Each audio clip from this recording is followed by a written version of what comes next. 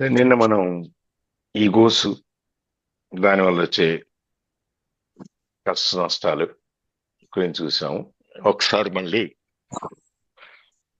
దాన్ని మనం రీక్యాప్ చేద్దాం. ఈ ఆర్గనైజేషన్ లెవెల్లో కానీ, ఒక ఇన్స్టిట్యూషన్ లెవెల్లో కానీ, ఇండివిజువల్ లెవెల్లో కానీ, వ్యక్తిగతంగా కానీ, సంస్థాగతంగా కానీ, మనం ఎక్కడైనా సరే ఈగోస్ అనేది కలిసి వచ్చినప్పుడు అందు ప్రతి వాళ్ళకి ఒక ఆర్గనైజేషన్లో, ఒక సంస్థలో ఎక్కడైనా కూడా ప్రతి వాళ్ళకి ఈగో అనేది ఉంటుంది. కాబట్టి ఇద్దరు ముగ్గురు ఉన్నప్పుడు ఇంకా అవన్నీ కలుస్తాయి. అవన్నీ కలిసి వచ్చినప్పుడు బ్యాడ్ థింగ్స్ అనేది డెఫినెట్ గా జరుగుతాయి. కాకపోతే కొన్నాళ్ళ తర్వాత రాదు. ఇవి ఎవరు ఆ డ్రామా వాళ్ళు స్టార్ట్ చేస్తారు. ఈ పాలిటిక్స్ అంటాం కదా, ఇన్స్టిట్యూషన్ లో ఒక పాలిటిక్స్ ఉన్నాయి అంటాం కదా, అట్లా అనమాట. ఎవరు నేను ముందు నడిపించాలంటే నేను నడవాలి, నేను చెప్పింది నడవాలి, నేను చెప్పింది నడవాలని రకరకాలు. అవి ఘర్షణలు అవ్వచ్చు, సమస్యలు సృష్టించడం అవ్వచ్చు, లేదంటే నాకు ఎక్కువ పవర్ కావాలని నా పవర్ ఎక్కువ అని చెప్పుకునేది అవ్వచ్చు.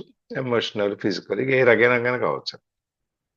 ఇవన్నీ కలెక్టివ్ ఈవిల్స్. ఇవన్నీ ఏంటంటే ఒక భూతాలు లాంటివి అనుకోవచ్చు, లేకపోతే అన్ని చెడు కార్యక్రమాలు లాంటివి. అది దాన్ని ఎక్కడికి దారితీస్తుంది? యుద్ధాలకి. ఇప్పుడు మనం చూస్తున్నాం, ఇరాన్ వారు, అంతకుముందు ఇరాక్ వారు. ఇవన్నీ పర్సనల్ ఈగోస్ మీద ఆధారపడి అవన్నీ. పర్సనల్ ఈగో నుంచి ఇన్స్టిట్యూషనల్ ఈగో అయింది, ఇన్స్టిట్యూషనల్ నుంచి ఆర్గనైజేషన్ అయింది, ఆర్గనైజేషన్ ఈగో నుంచి కంట్రీ ఈగో అయిపోయింది. అట్లా ఒక్కొక్క స్టేజ్ పెరుగుకుంటూ వెళ్తారు. దాంట్లో యుద్ధం అవ్వచ్చు, లేకపోతే ఒక వర్గాన్ని అవ్వచ్చు, కొత్తగా సెట్ అవ్వచ్చు, లేకపోతే మనం ఆ ఎక్స్ప్లాయిటేషన్, వాడుకున్న అవకాశాన్ని మనం మన మన మన కోసం వాడుకోవటం అవ్వచ్చు. ఇవన్నీ ఏదైనా అవ్వచ్చు. ఇవన్నీ ఈ మాస్ అన్కాన్షియస్ నుంచి జరుగుతాయి. ఈ అంతేకాకుండా ఈ ఈగోస్ వల్ల మనం ప్రతిదీ కూడా రెసిస్ట్ చేస్తుంటాం, మనం దాన్ని నిరోధిస్తూ ఉంటాం అన్నమాట. దానివలన మన హెల్త్ లో కూడా ప్రాబ్లమ్స్ వస్తాయి. మనం అనుకున్నాం కదా, టెన్షన్ లో నుంచి ఒక హెల్త్ లో ప్రాబ్లం వస్తుంది అని చెప్పేసి అని, ఒక చోట ఏదో టెన్షన్ ఉంటుంది ఇంకెక్కడెక్కడ బాడీలో రిఫ్లెక్ట్ అవుద్ది అని చెప్పని. అది ఈ ఎనర్జీ పాసేజ్ అనేది బాడీలో, మన శరీరంలో ఎనర్జీ అనేది పాస్ అవుతూ ఉంటుంది. ఆ ఎనర్జీ పాసింగ్ ని ఈ టెన్షన్లు లేకపోతే ఈగోస్ ఇవన్నీ ఉండటం వల్ల, ఇవన్నీ మధ్యలో ఆ ఎనర్జీని శరీరం అంతా సవ్యంగా నడవనిది అనమాట. ఎక్కడో అడ్డం పడుతుంది. ఆ అడ్డం పడినప్పుడు హార్ట్ అటాక్ అవ్వచ్చు, బ్రెయిన్ స్ట్రోక్ అవ్వచ్చు, లేకపోతే పారాలసిస్ అవ్వచ్చు, లేకపోతే ఇంకెక్కడ నడు నొప్పి అవ్వచ్చు, ఏదో ఒకటి అవ్వచ్చు. ఇవన్నీ కూడా ఆ ఎనర్జీ పాసింగ్ అనేది ఆగిపోవటం వల్ల వస్తుంది. మనం అప్పుడు ఇవన్నీ ఏంటంటే, ఇవన్నీ మన బీయింగ్ అనే దాంతో, మన ఉనికితో మనం కనుక రీకనెక్ట్ అయితే ఒకసారి మళ్ళీ ఇవన్నీ మన ఏవి ఆపు, ఈ డ్రామాస్ ఏవి ఉండవు. సో మనం ఏది ప్రత్యేకంగా మన కోసం అంటూ మనం డ్రామాలు క్రియేట్ చేసుకోవాలి.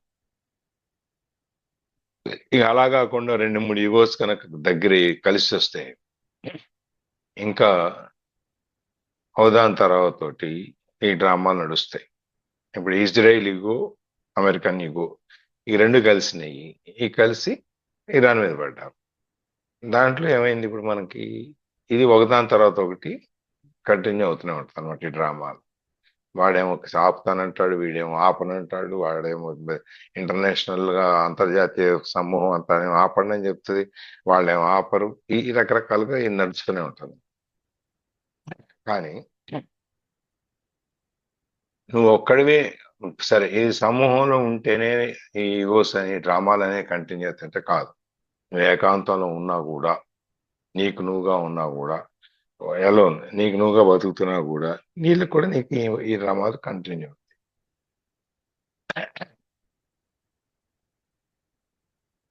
నీ గురించి నీవు ఇప్పుడు ఎట్లా మన ఏకాంతంలో ఉంటే, ఎవరితో సంబంధం లేకపోతే నాకెందుకు ఈ డ్రామా ఉండాలి?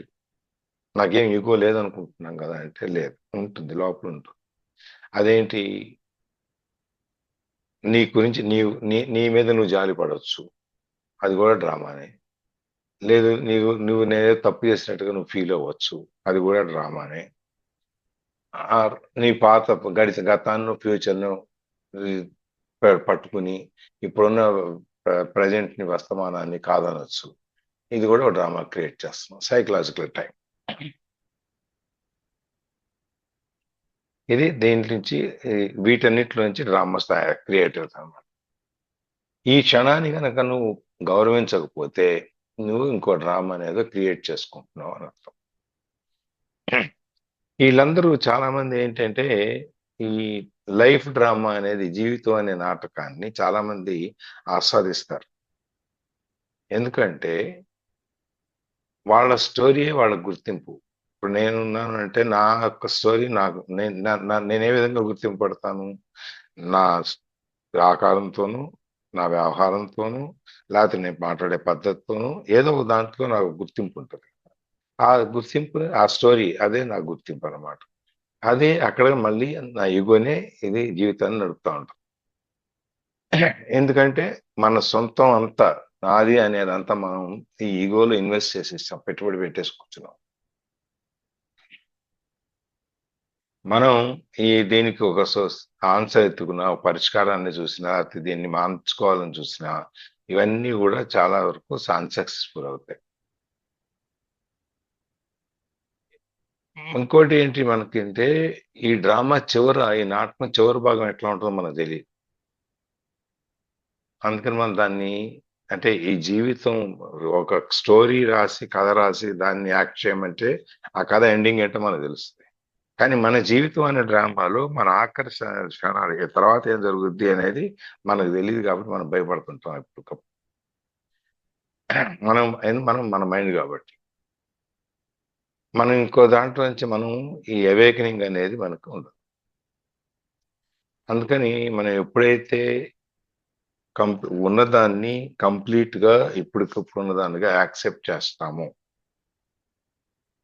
యాజ్ ఇట్ ఈస్, ఏం జరిగినా నా మంచికే కాబట్టి నేను ఏమి పట్టించుకోను, అంత కృష్ణార్పణం, రామార్పణం అని చెప్పి ఎప్పుడైతే మనం అనుకుంటామో అప్పుడు మనకి ఇక ఏమి వాదనలు ఏమి ఉండవు. ఇంక మంది కాదు కదా, ఏది మంది కానప్పుడు మనం వాదించుకోవాల్సిన అవసరం ఉంది, సమస్య ఉంది అక్కడ లేదు.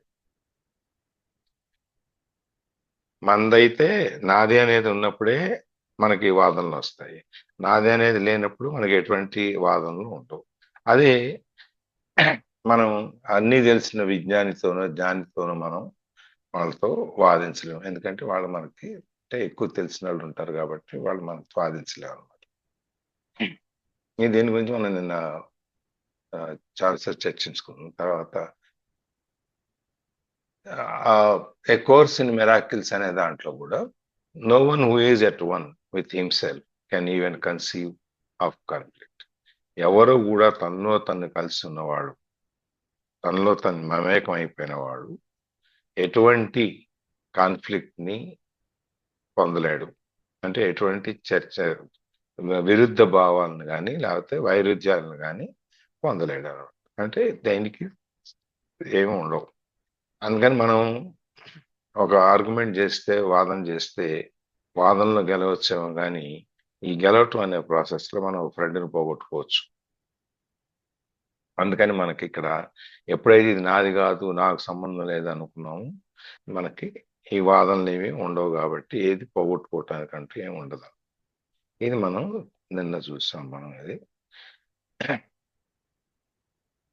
ఇవాళ వచ్చి impermanence and the cycles of life.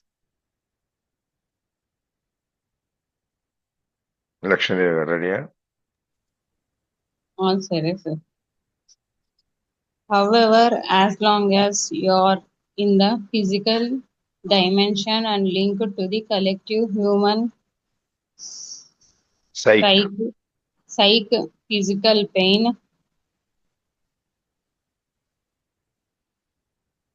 although rare, is still possible. This is not to be confused with suffering, with mental emotional pain, All suffering is ego created and is due to resistance. Also, as long as you are in this dimension, you are still subject to its cyclical nature and to the law of impermanence of all things, but you no longer perceive this as bad. It just is. Impermanence and the cycles of life. ఏది కూడా శాశ్వతం కాదు,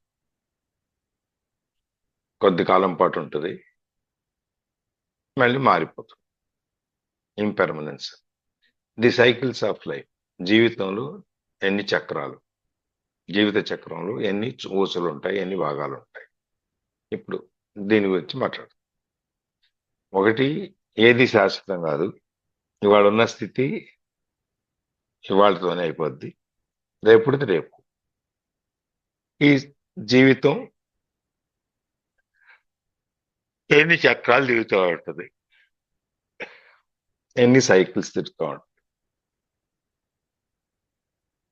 అంటే however, as long as you are in the physical dimension and linked to the collective human psyche, physical pain,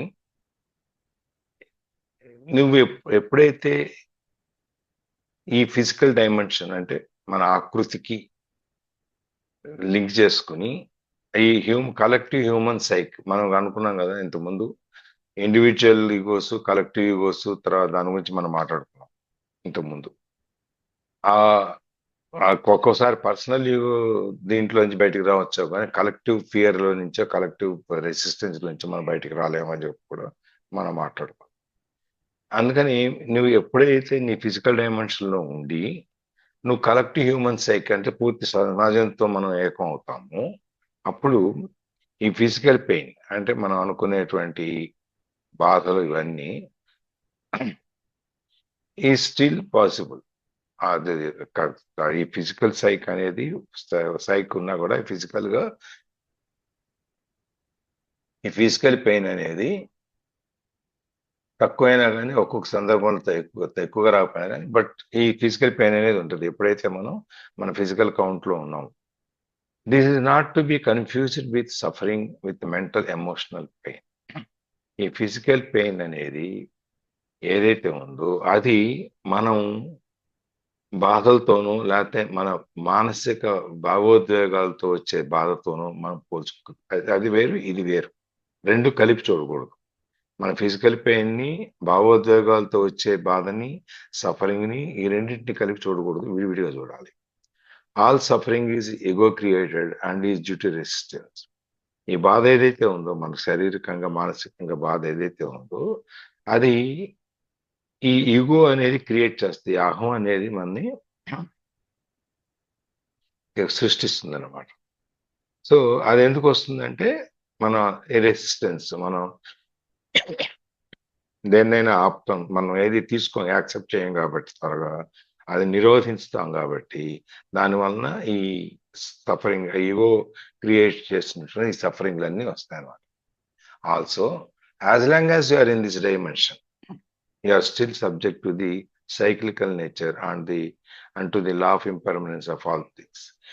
నువ్వు అంతేకాకుండా ఈ dimension లో, ఆ ఫిజికల్ డైమెన్షన్ లో నువ్వు ఉన్నంత కాలం ఈ సైక్లికల్ నేచర్ అంటే ఈ ప్రకృతి తిరుగుతూ ఉంటది, సైక్లికల్ తిరుగుతూ ఉంటది,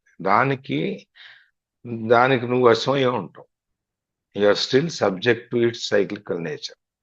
నువ్వు ఎప్పుడైతే ఈ డైమెన్షన్ లో ఉన్నావో ఆ డైమెన్షన్లు ఈ ప్రకృతితో పాటుగా నువ్వు తిరుగుతూ ఉంటావు. ఆ నేచర్ అనే స్వభావం అనేది సైకిల్గా తిరుగుతూ ఉంటుంది. And to the law of impermanence of all things. ఈ ఇంపెర్మనెన్స్ శాశ్వతంగా అని యొక్క సిద్ధాంతాల్లో నువ్వు కొట్టుమిట్టాడుతూ ఉంటావు. నువ్వు బయటికి రాలేవు దాంట్లో నుంచి. But you know longer perceive this as bad. అయితే ఈ సఫరింగ్స్ ఏవైతే ఉన్నాయో, దీనివల్ల వచ్చేవి ఏవైతే ఉన్నాయో, ఇంతకుముందు మనం ప్రతిదీ బ్యాడ్ అనేవాళ్ళం, చెడు కింద తీసుకునేవాళ్ళం.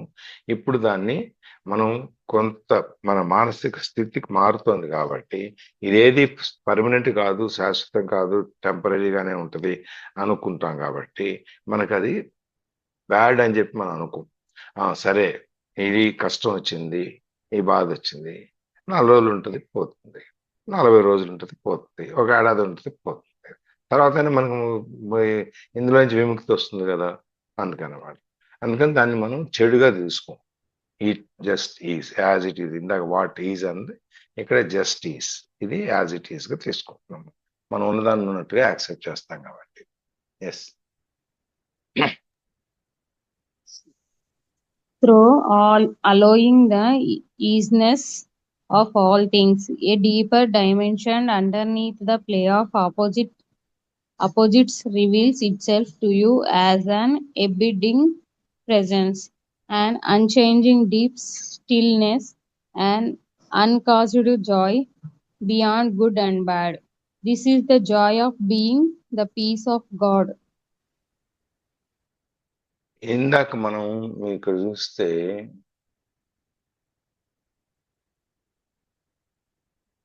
ఇక్కడ చూడండి, ఈ పాయింట్ లో ఇంపర్మనెన్స్ పైన వాట్ ఈజ్ అని ఉంది కదా, కనిపిస్తుందా? Yes, sir. మీరు ఒక్కడే చెప్తున్నారు, మిగిలిన వాళ్ళు ఎవరు లేరా ఏంటి?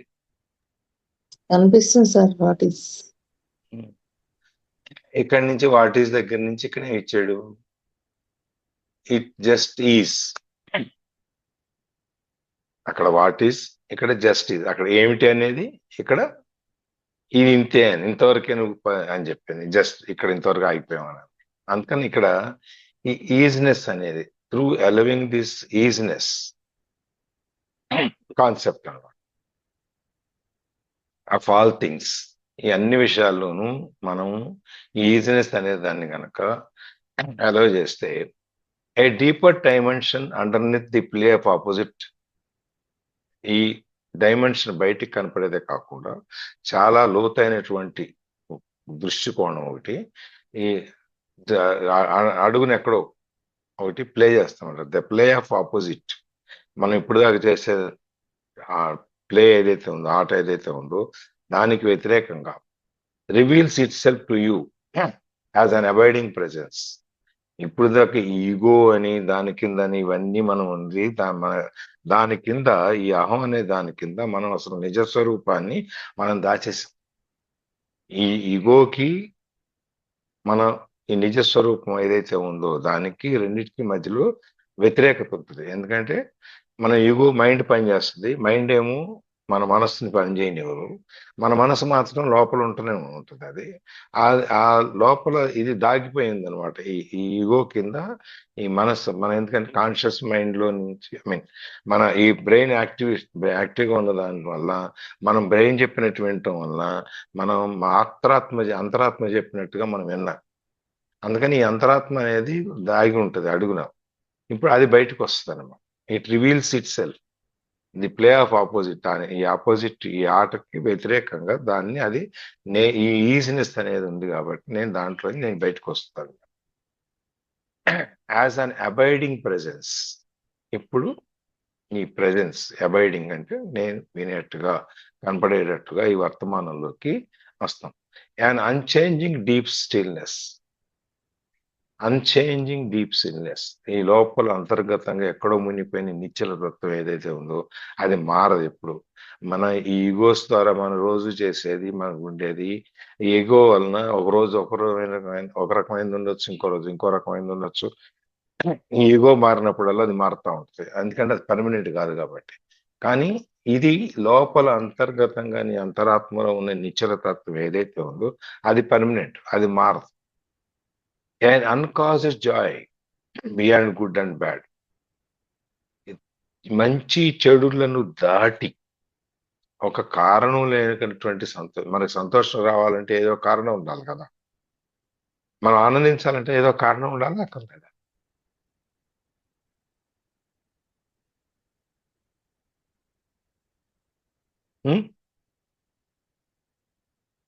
అవును సార్. మనం ఆనందించాలి అంటే మనకేదో కారణం కావాలి. కారణం లేకుండా మనం ఆనందించలేం. మనం నవ్వుతున్నాం అనుకోండి, అవతల వాడు ఎ కారణం చెప్పిన దాకా వాడు పిచ్చిగా చూస్తాడు మనల్ని. ఏంటి నవ్వుతున్నాడు? ఎందుకు నవ్వుతున్నాడు ఏంటని. కారణం చెప్పిన తర్వాత దెన్ వాడు నవ్వచ్చు. కానీ ఇక్కడ ఈ సంతోషం, ఆనందం అనేది మంచికి, చెడుకి దాటిపోయి దానికి కారణమే ఉండదు. ఈ అలౌకికమైన ఆనందాన్ని పొందటానికి కారణం అక్కర్లేదు. This is the Joy of being. ఈ ఆనందం ఏదైతే ఉందో అదే మన ఉనికిని మనం తెలుసుకోవటం వలన వచ్చే ఆనందం అది. ద పీస్ ఆఫ్ గాడ్, దేవుడి యొక్క ఆశీర్వాదం. పీస్ అంటే ప్రశాంతి, శాంతి. అది దేవుడు మనకు ప్రసాదించే శాంతి. మనం ఏమనుకుంటాం, మనకు శాంతి, చికాకు, వీటన్నిటి విముక్తి ఎప్పుడురా బాబు అంటే ఈ ఆఖరి రోజునే మనకి అంతే తప్ప ఇవి మనకి విముక్తి లేదు అనుకుంటాం. కానీ ఆ విముక్తి అనేది నువ్వు పొందదలుచుకుంటే నువ్వు ఇప్పుడే పొందొచ్చు. అది నీ చేతిలోనే ఉంది. నువ్వు ఎప్పుడైతే ఈ ఈగోస్ ఇవన్నీ బయటికి తీసేసి ఉన్నదాన్ని ఉన్నట్లుగా నువ్వు అంగీకరించి ముందుకు వెళ్తే నీ లోపల ఎక్కడో దాగి ఉన్నటువంటి నీ అంతరాత్మ బయటకు వస్తుంది. బయటకు వచ్చినప్పుడు నీకు ఇవన్నీ అన్నమాట. అబాయిడింగ్ ప్రెసెన్స్, ఈ వర్తమానం అనేది నువ్వు చెప్పినట్టు వింటుంది. అన్చేంజింగ్ డీప్ స్టిల్నెస్, మార్పు రానటువంటి, ఎప్పుడు మారనటువంటి నీ నిశ్చలత అనేది నీ లోపల ఉండిపోతుంది. అట్లాగే ఈ జాయ్ అనేది మంచి చెడులు అనే దాన్ని దాటి ఈ ఆనందం అనేది ఉంటుంది అనమాట.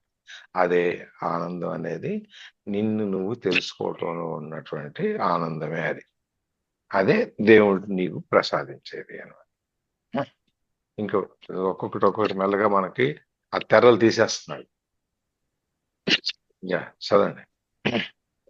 On the level of form, there is birth and death, creation and destruction, growth and dissolution of seeming separate forms.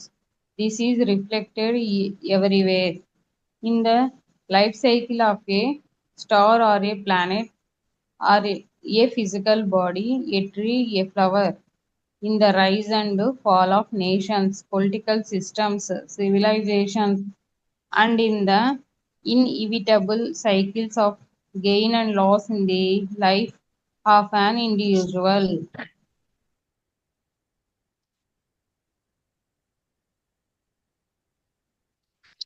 ముత్తాన్ని పాతాలు అంటే ఒకసారి ఇలా పైకి వెళ్ళిపోతాం, ఒకసారి కిందకి వస్తుంటాం, మళ్ళీ పైకి వెళ్తుంటాం. మళ్ళీ మన జీవితంలో మనం అనేక రకాలైనటువంటి ఎత్తుపల్లాలను మనం చూస్తుంటాం. అదే అనమాట. On the level of form, ఒక రూపంలో కనుక మనం చూస్తే చావు పుట్టుకలు ఉంటాయి.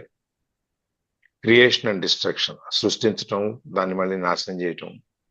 గ్రోత్ అండ్ డిజల్యూషన్, అభివృద్ధి, కిందకి మళ్ళీ. Of seemingly separate forms. ఇది ఈ మనం ఒక రూపాన్ని కనుక చూసుకుంటే ఇన్ని రకాలు ఉంటాయి మనకి. ఈ చావు పుట్టుకలు, తర్వాత ఈ సృష్టించడాలు, దాన్ని పాడు చేయటాలు, నాశనం చేయటం, మళ్ళీ గ్రోత్, అభివృద్ధి, మళ్ళీ కిందకి రావటం, ఇవన్నీ సెపరేట్ ఫార్మ్స్. మనకి అలాగా అనిపిస్తాయి, సీమింగ్లీ సెపరేట్ ఫార్మ్. ఇది సెపరేట్ గా అనిపిస్తాయి, కానీ యాక్చువల్గా ఏంటంటే దిస్ ఈజ్ రిఫ్లెక్టెడ్ ఎవ్రీవేర్. ఇది ప్రతి దాంట్లోనూ జరుగుద్ది. ఈ చావు పుట్టుకలు అనేది కానీ, లేకపోతే క్రియేషన్ అండ్ డిస్ట్రక్షన్ కానీ, ఇవన్నీ ప్రతి చోట జరుగుతాయి. In the life cycle of a star or a planet, ఒక నక్షత్రంలో కానీ లేకపోతే గ్రహంలో కానీ ఈ లైఫ్ సైకిల్, ఈ జీవిత చక్రం సైకిల్ అనేది ఒక 100 ఏళ్ళ జీవితం అనుకుంటే 100 ఏళ్ళ జీవితంలో కానీ, కొన్ని millions and billions of years అనుకుంటే వాటి జీవితంలో. ఎందుకంటే మనం బిగ్ బ్యాంగ్ థియరీ దగ్గర నుంచి మనం చూసుకుంటే ఈ సృష్టి నిర్మాణం దగ్గర నుంచి ఇప్పటి వరకు ఎన్నో రకాల మార్పులు వచ్చినాయి. ఈ లైఫ్ సైకిల్ ఎన్నో రకాలుగా మారిపోయింది. అట్లాగే సూర్యగ్రహంలో, చంద్రగ్రహంలో పైన కూడా ఈ భూమి మీద కూడా ఎన్నో రకాల మార్పులు వస్తాయి.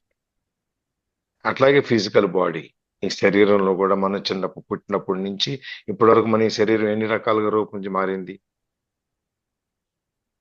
అట్లాగే మొక్క, చెట్టు, పువ్వు, ఎన్ని అది ఒక దేశం అభివృద్ధి చెందటానికి కానీ, నాశనం పడిపోవటానికి కానీ, పొలిటికల్ సిస్టమ్స్, ఇవన్నీ రాజకీయ సిద్ధాంతాలు మారిపోవటంలో కానీ, సివిలైజేషన్స్ నాగరికతలు అన్ని ఇవన్నీ కూడా ఒక లైఫ్ సైకిల్ తర్వాత మారిపోతూ ఉంటాయి.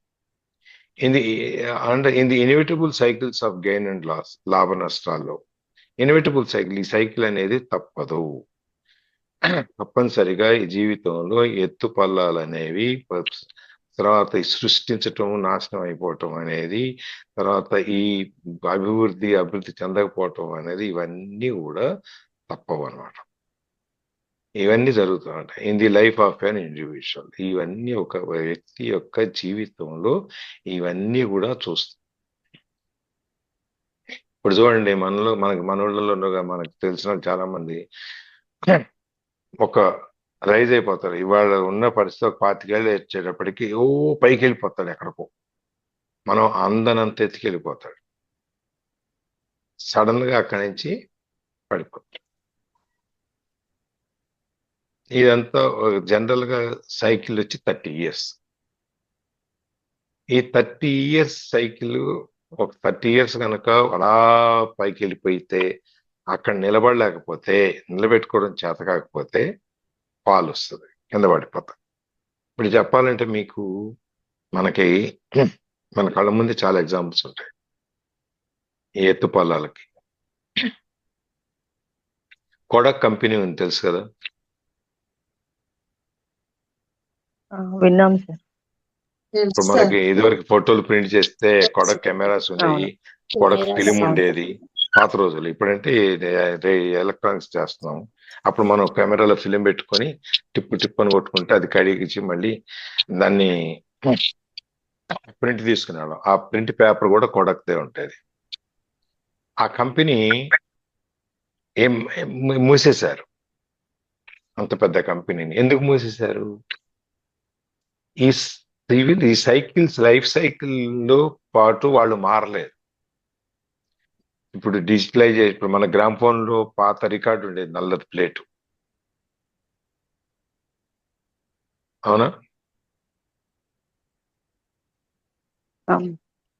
గ్రామ్ ఫోన్ రికార్డ్స్ తెలీదా? అవును సార్. అది సిడి అన్నట్టు, అదే సిడీస్ పెట్టి బ్లాక్ గా ఉంటాయి కదా.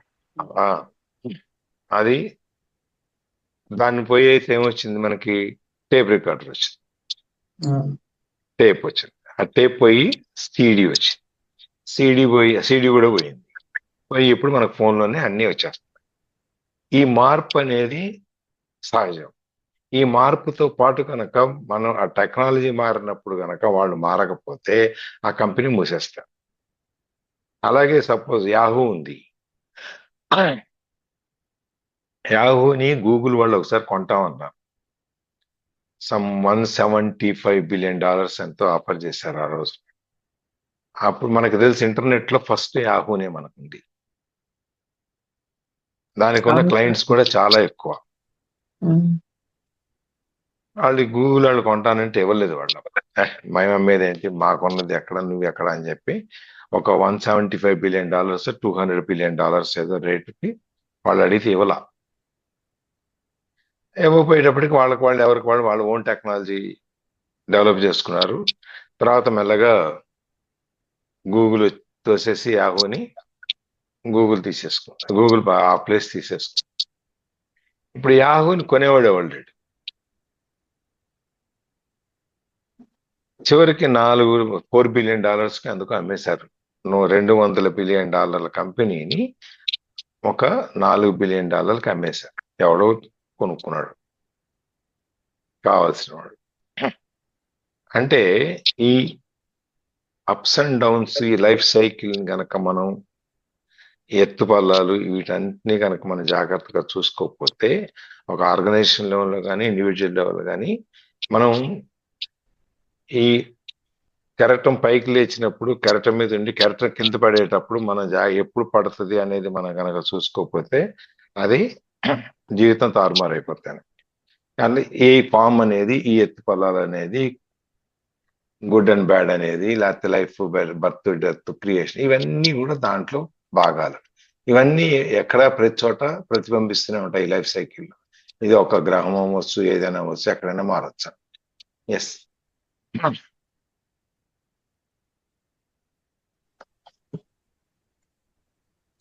There are cycles of success when things come to you and thrive, and cycles of future failure when they wither or disintegrate, and you have to let them go in order to make room for new things to arise or for transformation to happen.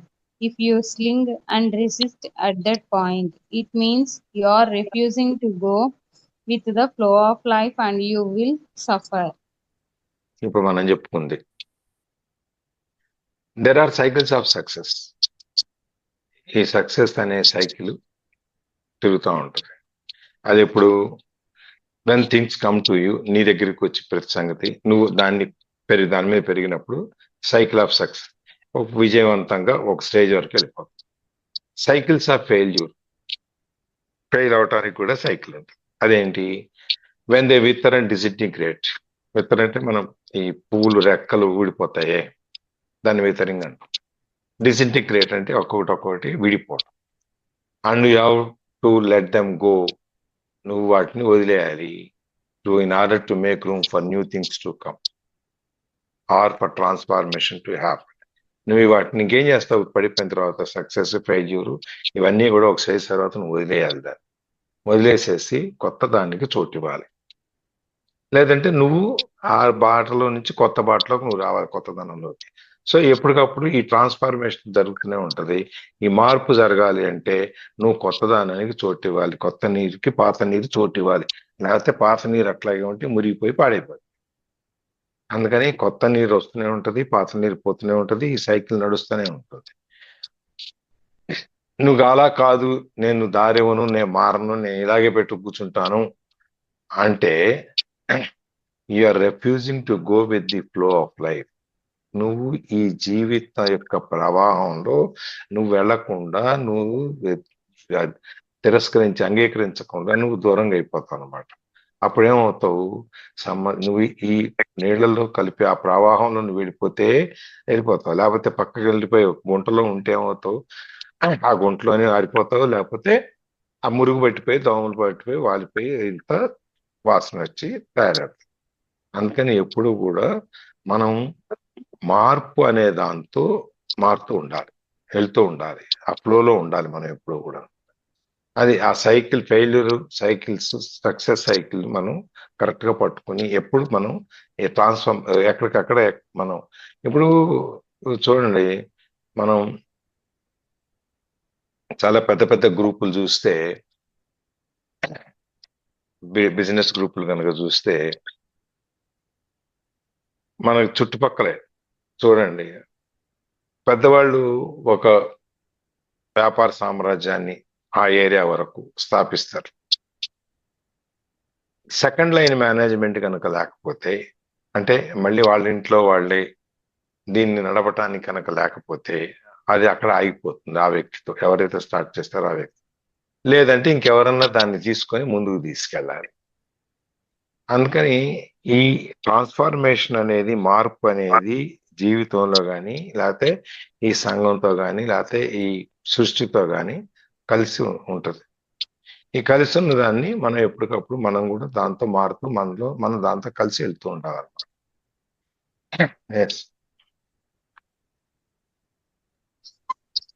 It is not true that the upcycle is good and the down cycle bad, except in the mind's judgment. Growth is usually considered positive, but nothing can grow forever. If growth, whatever kind, were to go on and on, it would eventually become monstrous and destructive. Dissolution is needed for new growth to happen. One cannot exist without the other.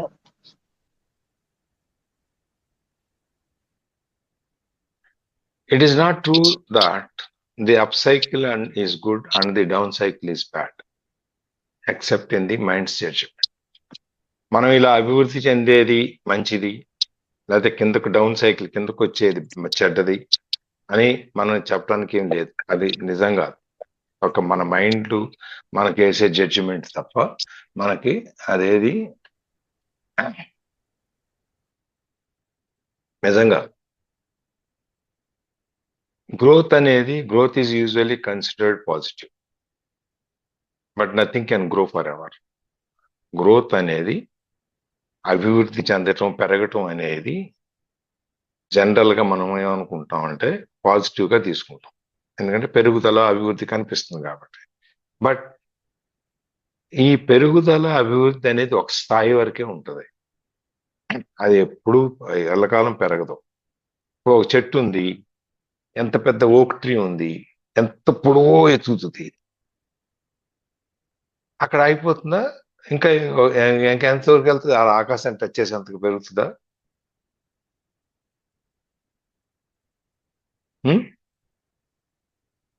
పెరగదు sir, ఎంత పెరగాలి అంత పెరగాలి. పెరగదు. ఒక సైజుకి వచ్చాక దేని పెరుగుదలైనా కూడా ఒక స్థాయికి వచ్చిన తర్వాత ఆగిపోద్ది. It cannot go forever, ఎప్పుడు పెరుగుతూనే ఉండదు.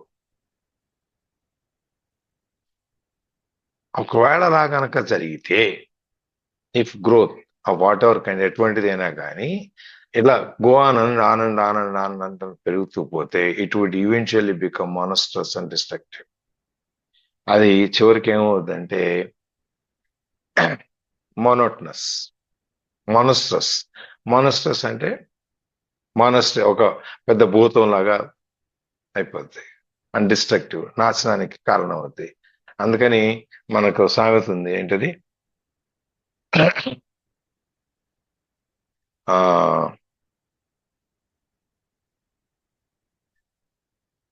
ఎదుగుట పెరగటం విరుగుడు కొరకే, విరుగుట కొరకే సామెత ఉంది చూసారా? అదేనా, పెరుగుట విరుగుట కొరకే అని సామెత ఒకటి. ఎంత పెరిగినా ఒక స్టేజ్ పెరిగిన తర్వాత ఏమవుతుంది, అది బలం లేకపోతే విరిగి కింద పడిపో. సో అది మనం ఒకవేళ అట్ట పెరగటం అంటూ కన్నా జరిగితే అది విరగటం కోసమే కానీ అది నిలబడటం కోసం కాదు. Dissolution is needed for new growth to happen. ఈ డిజల్యూషన్ అంటే అక్కడికక్కడ అది కలిసిపోయి, ఇప్పుడు టాబ్లెట్ నీళ్ళలో వేసాం అనుకోండి, ఏమవుద్ది? కరిగిపోద్ది. అట్లా కరిగిపోవటం అనేది కనుక లేకపోతే కొత్త అభివృద్ధి అనేది రాదు. అందుకని ఎప్పటికప్పుడు ఇది సృష్టించింది మళ్ళీ నాశనం అయిపోతేనే కానీ, లయం అనేది జరిగితే కానీ మళ్ళీ కొత్త సృష్టి రాదు. ఇప్పుడు మనం పొలాలు నాటేస్తాం, వడ్లు వస్తాయి, వచ్చిన తర్వాత మనం ఆ పంట తీసేస్తాం లేదా? ఆ గడ్డి కట్ చేసేస్తాం కదా, కట్ చేసి ధాన్యం నూరుతాము, గడ్డిని పశువులకు వాడేస్తాం. Hello, sir.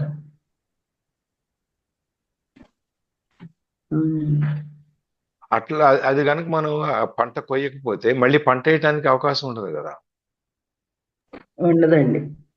అందుకని చెప్పి ఎప్పుడైనా సరే ఈ సృష్టి లయకారం అనేది కనుక జరగకపోతే కొత్త సృష్టి అనేది జరగదు. One cannot exist without the other. ఈ సృష్టి లయం ఈ రెండు ఒకటి లేకుండా ఇంకోటి ఉండలేదు. ఎందుకంటే సృష్టి రావాలి, సృష్టిలోంచి అది పెరగాలి, మనం పుట్టాలి, పుట్టులోంచి పెరగాలి, పెరుగులోంచి గతించాలి, మళ్ళీ పుట్టుకు జరగాలి. ఈ చక్రం తిరుగుతూనే ఉండాలి. మనం ఇక్కడ పుట్టి ఈ ఆత్మ వెళ్ళి ఇంకెక్కడ జరుగుద్దో మనకు తెలియదు, కానీ ఇంకెక్కడో సృష్టి అయితే జరుగుతుంది. దీన్ని ఇక్కడ అంతమైంది, ఇంకొక చోట ఎక్కడో మొదలవుతుంది కదా, మొదలవుతుంది కదా, మొదలవుతుంది. అదే అందుకని ఒకటి లేకుండా ఇంకోటి ఉండదు, ఒకదాని వెనకాల ఒకటి జరుగుతూనే ఉంటుంది. Yes. The down cycle is objectively essential for spiritual realization. You must have failed deeply on some level of experienced some deep loss or pain. Experienced some deep loss or pain to be drawn to the spiritual dimension, or perhaps your very success became empty and meaningless and so turned out to be failure. Failure lies concealed in every success, and success is every failure. In this world, which is to say, on the level of form, everybody fails sooner or later, of course, and every achievement eventually comes to naught. All forms are impermanent. Um. ఇప్పుడు మనం ఇందాక చూసిన దాంట్లో ఏంటి, up cycle చూసాం. Up cycle తర్వాత ఇప్పుడు down cycle. Down cycle is absolutely essential for spiritual realisation. Up సైకిల్లో ఉన్నప్పుడు మనకు ఎలా అభివృద్ధి ఎలా పైకి వెళ్తున్నప్పుడు మనకి ఇంకేం కనపడవు. అంతా మనమే చేసాము, అంతా మన వల్లనే సాధ్యమైంది. నేను ఒక్కడనే నన్ను నేను నిర్మించుకుంది, ఈ ఎంపైర్ అంతా నేను పెట్టుకున్న ఈ సామ్రాజ్యం అంతా నా వల్లనే అయింది, నేనే ఇవన్నీ క్రియేట్ చేసుకున్నాను అని చెప్పుకుంటాం కదా. యాక్చువల్గా ఎవరు కూడా ఒక్కళ్ళుగా వాళ్ళ సామ్రాజ్యాన్ని వాళ్ళు ఎవరు సృష్టించుకోలేరు. చాలా మంది ఇదంతా నా ఓన్ మేడ్ అండి, నేనే స్వయం కృషి అండి అని చెప్పుకుంటాం. ఎక్కడ స్వయం కృషి? ప్రతి పనులను ఎవరో ఒకళ్ళు ఎక్కడో చోట సహాయం చేయాల్సిందే కదా, చేస్తేనే కదా నువ్వు చేయగలుగుతావు. అప్ సైకిల్లో down cycle is absolutely essential. ఈ డౌన్ సైకిల్ అనేది ఒక ఆధ్యాత్మిక తెలుసుకోవటానికి, స్పిరిచువల్ రియలైజేషన్ దీని గురించి తెలుసుకోవటానికి డౌన్ సైకిల్ చాలా ముఖ్యం అన్నమాట, ఎసెన్షియల్. ఎందుకంటే మన కింద పడి దెబ్బలు తగిలినప్పుడే మనకి రామకృష్ణ అని గుర్తొస్తుంది. అప్పుడు దాకా నా అంతటి వాళ్ళు లేడు అని విర్రవీగి ఇప్పుడు నాది కాదు స్వామి అంత నీది అని చెప్పే స్టేజ్కి మనం వెళ్ళిపోతాం. అందుకని స్పిరిచువల్ రియలైజేషన్, ఆధ్యాత్మికత తెలియాలి అంటే మనకి డౌన్ సైకిల్ చాలా ఇంపార్టెంట్. కింద పడినప్పుడే దెబ్బ తగులుతుంది కాబట్టి. You must have failed deeply on some level. ఏదో ఒక లెవెల్లో ఎక్కడో ఒక స్థాయిలో నువ్వు ఫెయిల్ అయి ఉండాలి, ఆర్ ఎక్స్పీరియన్స్ లేదంటే అనుభవించి ఉండాలి some deep loss or pain to be drawn to the spiritual dimension. నిన్ను ఆధ్యాత్మిక కోణానికి నిన్ను ఆకర్షింపబడటానికి కావాల్సినటువంటి ఒక అనుభవం ఏదైనా నీకు ఉండాలి. ఏది ఎక్కడో బాధో నష్టము ఏదో ఒకటి జరిగి ఉండాలి. జరిగితేనే అప్పుడు నువ్వు ఈ ఆధ్యాత్మికత వైపు నువ్వు ఆకర్షింపబడతావు. బాగున్ననాళ్ళు నువ్వు ఎక్కడికి ఏమి చెయ్యవు. బాగలేకపోయి ఎదురు దెబ్బ తగిలినప్పుడు అప్పుడు ఓహో మనం కాదు, మనకంటే మించిన శక్తి ఇంకేదో ఉంది, ఆ శక్తిని మనం అనుకరించాలి, లేకపోతే గౌరవించాలి, ఆ శక్తిని మనం పూజించాలి అని చెప్పి అప్పుడు నువ్వు గుడికి వెళ్ళటం, అక్కడ ఉన్న పరిహారాలు చేయటం, లేకపోతే రోజు దేవుడికి దండం పెట్టుకోవటం, ఏవో రకరకాలవన్నీ చేస్తాం. మళ్ళీ ఇప్పుడు మనకు సింపుల్ కావాలంటే ముఖేష్ అంబానీ, అనిల్ అంబానీ తెలుసు కదా. Sir Reliance. ఇద్దరు బ్రదర్స్, ఇద్దరు ఆస్తులు సమానంగా పంచుకున్నారు. అవును. ఒకళ్ళు అప్ సైకిల్లో ఉన్నారు, ఒకళ్ళు డౌన్ సైకిల్లో ఉన్నారు. ముఖేష్ అంబానీ అలా పైకి వెళ్ళిపోతాడు, ఈయనేమో ఇలా కిందకి వెళ్ళిపోయాడు.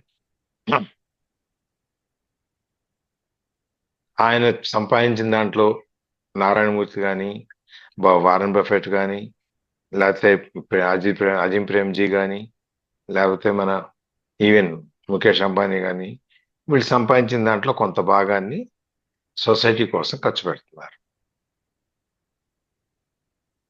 అందువల్ల ఆ పెరుగుదల అనేది ఒక స్టేజ్ నుంచి ఒక స్టేజ్కి వెళ్తాం.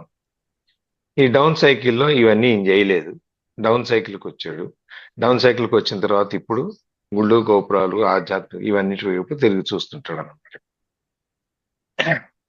Are perhaps your very success became empty and meaningless and so turn out to be failure.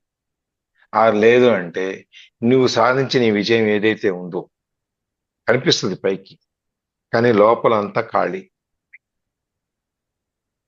నువ్వు సాధించిన విజయాలన్నీ లోపలంతా ఖాళీ, ఆర్ మీనింగ్లెస్, అర్థం లేనిది. ఈ రెండు మనకి దాంట్లో నుంచి మన పెరుగుదలలో నుంచి మనకు కనుక ఎటువంటి ఆనందం సంతోషం ఏమీ లేకపోతే అది కూడా ఒక ఫెయిల్యూరే. ఫెయిల్యూర్ అంటే మొత్తం అంతా నాశనం అయిపోవాలని లేదు. నువ్వు విజయం అనుకున్న దాన్ని, నువ్వు సాధించిన దాన్ని నువ్వు అనుభవించలేకపోతే అది కూడా ఫెయిల్యూరే.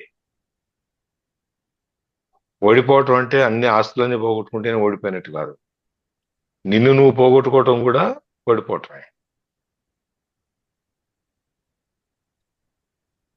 ఇప్పుడు ఒక పెద్ద రిచ్ మ్యాన్ ఉన్నాడు. తెగ సంపాదించేస్తున్నాడు, తెగ ఐడియా చేస్తున్నాడు, చేసుకుంటున్నాడు, బాగా సంపాదిస్తున్నాడు. ఆ డ్రైవర్ అనుకున్నాడంట, ఎంత ఎవరి కోసం ఏం చేస్తున్నాడు, ఎవరి కోసం సంపాదిస్తున్నాడు, ఏం చేస్తాడు ఇదంతా అని చెప్పాను. సరే ఒకరోజు ఆయన ఒక రోజు అందరికీ వస్తుంది కాబట్టి ఒక రోజు ఆయన చచ్చిపోయాడు, ఆ rich man. Rich man wife డ్రైవర్ని పెళ్లి చేసుకుంది. ఈ రోజు కళ్ళెదురుగా కనపడుతుంటాడు కాబట్టి వీడిని పెళ్లి చేసుకుంది. ఇప్పుడు ఈ ఆస్తి అంతా ఎవరికి వచ్చింది? డ్రైవర్కి వచ్చింది. డ్రైవర్కి వచ్చింది. అప్పుడు డ్రైవర్ అనుకుంటూ ఇది నా కోసం అనమాట ఈయన కష్టపడింది అని చెప్పి. ఇది మరి ఫెయిల్యూర్ సక్సెస్ ఇది?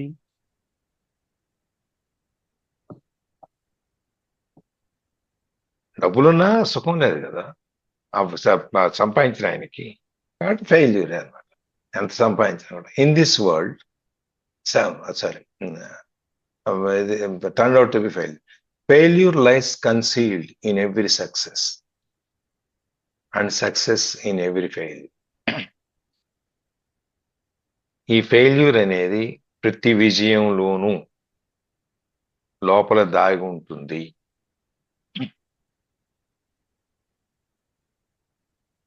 పిల్లడు పుట్టాడు, బోర్లు పడ్డాడు, మెల్లగా పాకుతున్నాడు, పాకుతూ పాకుతూ మళ్ళీ పడిపోయాడు. పాకటం అనేది సక్సెస్ అయితే దాంట్లో ఈ పడిపోవటం అనేది కూడా ఉంది కదా. అవును సార్, పడిపోకుంటే వాళ్ళకి ఏం తెలియదు. అట్లాగే నడవటం, నడుస్తూ నడుస్తూ పడిపోతుంది. నడవటం నేర్చుకోవటం అనేది సక్సెస్ అయితే ఈ పూర్తిగా సరిగా నడవలేక పడిపోవటం కూడా ఫెయిల్యూరే కదా. అట్లా ప్రతి సక్సెస్ లోనూ ఈ ఫెయిల్యూర్ అనేది దాగి ఉంటుంది. అట్లాగే ప్రతి ఫెయిల్యూర్ లోనూ ఒక విజయం అనేది దాగి ఉంటుంది.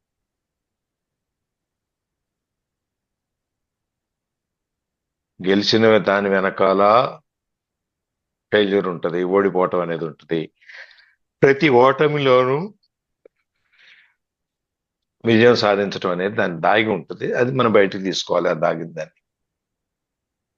In this world which is to say on the level of form, everybody fails sooner or later. ఈ ప్రపంచంలో మనం ఒక ఫామ్, ఒక వ్యక్తి, ఒక రూపంగా గనక ఒక పర్టికులర్ ఆకారంలో గనక మనం తీసుకుంటే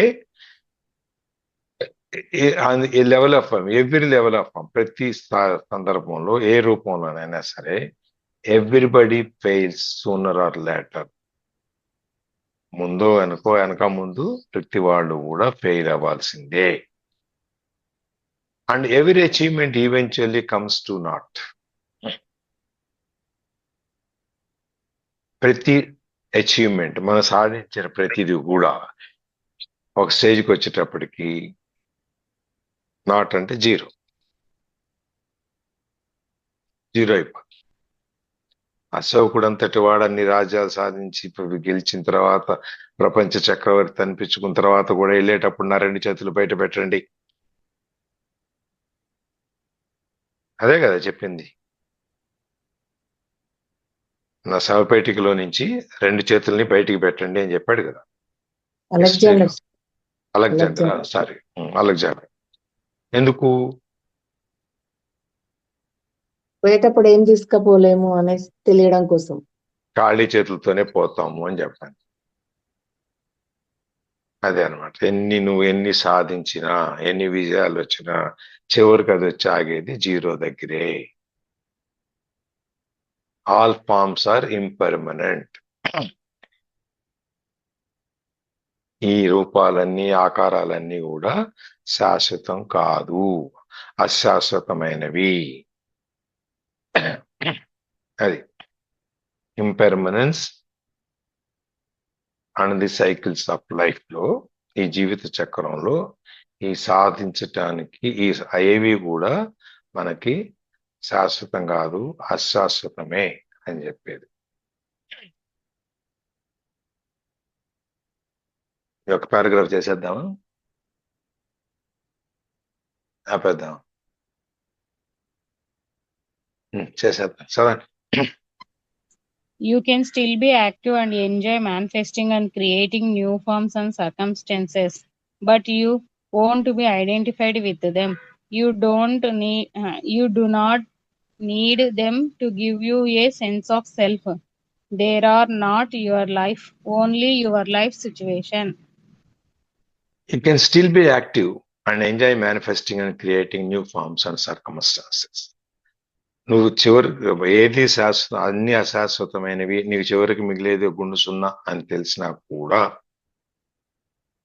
నువ్వు యాక్టివ్గా ఉండొచ్చు, చురుగ్గా ఉండొచ్చు, ఎంజాయ్ మేనిఫెస్టింగ్, నువ్వు అనుకున్న వాటిని, నీ ఆవిష్కరణల్ని నువ్వు ఎంజాయ్ చేస్తూ ఉండొచ్చు.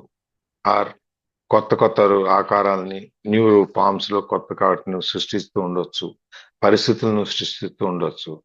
ఏది చేసినా చివరికి వచ్చేటప్పటికి you won't be identified with them. నువ్వు వాటి ద్వారా నీకు ఎటువంటి గుర్తింపు రాదు. అయిపోయింది కదా. మనం ఇంకా జీరోకి వచ్చేసిన తర్వాత నువ్వేం చేసినా కూడా ఇంకేం గుర్తింపు ఉంటుంది? నీకు నువ్వు ఆనందించడం తప్ప. You do not need them to give you a sense of self. నేను అని చెప్పుకోవాలి అంటే, నాకు అని చెప్పుకోవాలంటే, నన్ను నేను గుర్తింపబడాలి అంటే బహుశా నీకు అది అవసరం లేదేమో. ఎందుకంటే నువ్వు ఒకసారి, ఇట్స్ నాట్ యువర్ లైఫ్. ఈ కొత్తవి నువ్వు ఏదో యాక్టివ్గా ఉండి నువ్వు ఏదో చేసినా కూడా అది నీ జీవితం కాదు, నీతో ఉండదు. ఇట్స్ ఓన్లీ, ఇవన్నీ లైఫ్ సిచ్యుయేషన్స్, జీవితంలో ఉండే ఒక పరిస్థితులు. ఆ పరిస్థితుల్లో నుంచి నువ్వు కొత్త కొత్త రూపాలు, కొత్త కొత్త యాక్టివిటీస్, కొత్త కొత్త ఏవో చేయొచ్చావు, కానీ దానివల్ల నీకు పెద్ద గుర్తింపు ఏమి రాదు. ఆల్రెడీ అయిపోయింది నీ గుర్తింపు అనేది. నువ్వు జీరో స్టేజ్కి వచ్చేసిన తర్వాత, రెండు చేతులు బయటికి పెట్టేసిన తర్వాత అయిపోయింది. నీకు నువ్వేం చేసినా కూడా అది నీకు పెద్దగా నీ గుర్తింపు ఏం తీసుకురాదు. నువ్వు నీ జీవితంలో ఉన్న లైఫ్ సిచ్యుయేషన్స్ ఏవైతే ఉన్నాయో ఆ పరిస్థితుల్లో ఉన్న దాన్ని బట్టి నువ్వు ఒక మూవ్ అవుతూ ఉంటావు తప్ప నీకు అంతకంటే కొత్తగా వచ్చేది ఏం లేదు. ఇక్కడ ఆపేద్దాం వాళ్ళకి, ఇది రేపు చూద్దాం. ఓకే,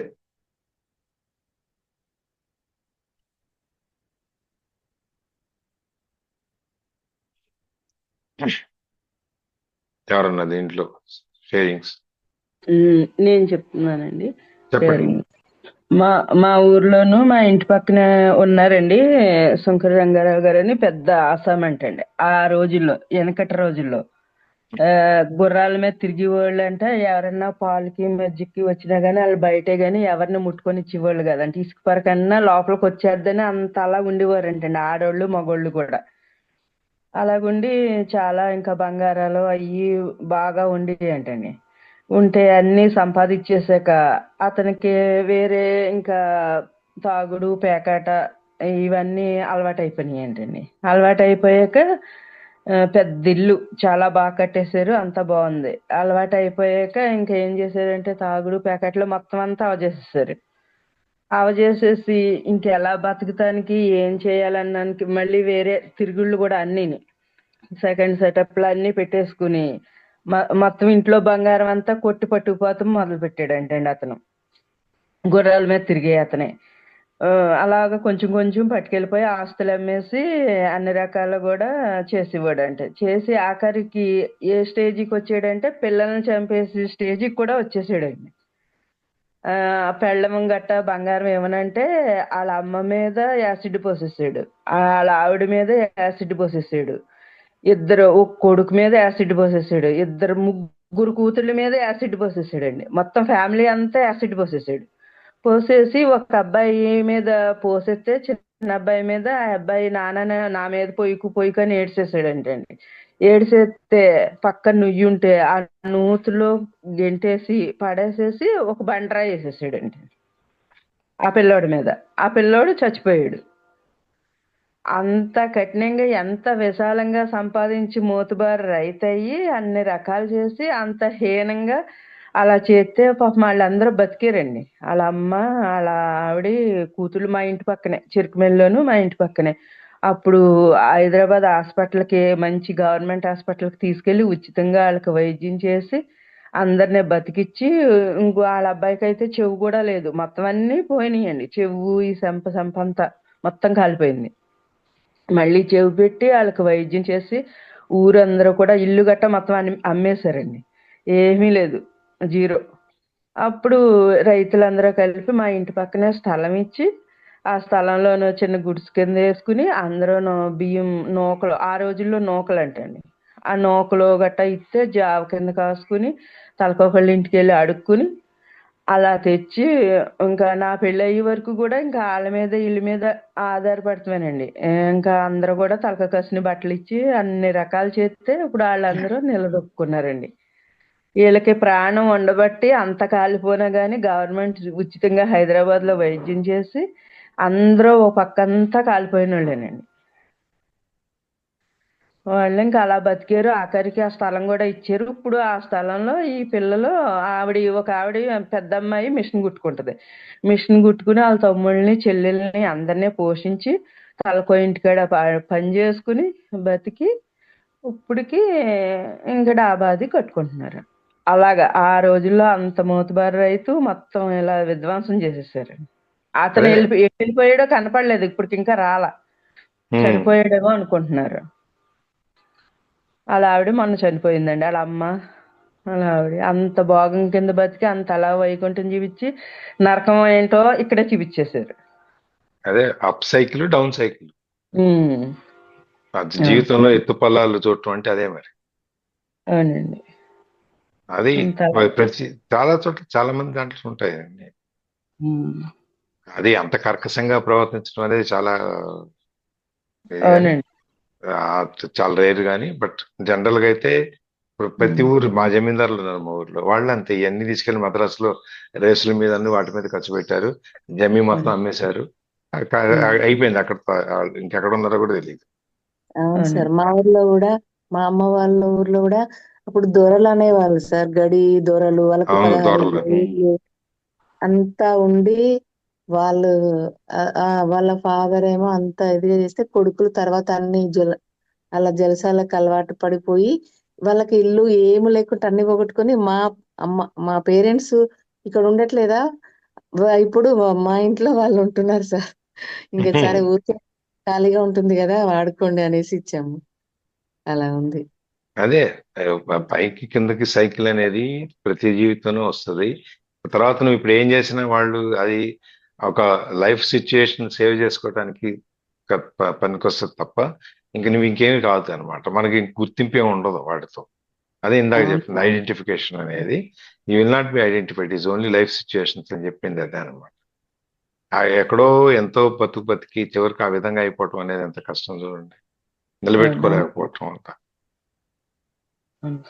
ఇప్పుడు మనుషులు కూడా సార్ కొందరు ఎంత డామినేషన్ చేసి వాళ్ళ వయసులో ఉన్నప్పుడు ఎంత హింస పెట్టి బెదిరిస్తారా, కొంచెం వాళ్ళు ముసలాళ్ళు అయిన తర్వాత వాళ్ళకి ఏముండదు అసలు, వాళ్ళని కేర్ కూడా చేయకుండా అయిపోతున్నాయి పరిస్థితి. ఏదైనా కూడా ఏజ్ వరకే, అది ఏదైనా అంతే అది అసలు అది తెలుసుకొని ఆ ఉండగలగాలి. ఒంట్లో శక్తి ఉన్నప్పుడేమో ఏమి కనపడవు, అవును. అది అయిపోయిన తర్వాతనేమో అంతా అయ్యో అంతా అని చెప్పి బాధపడతా ఉంటారు. అట్లా అయిపోద్ది.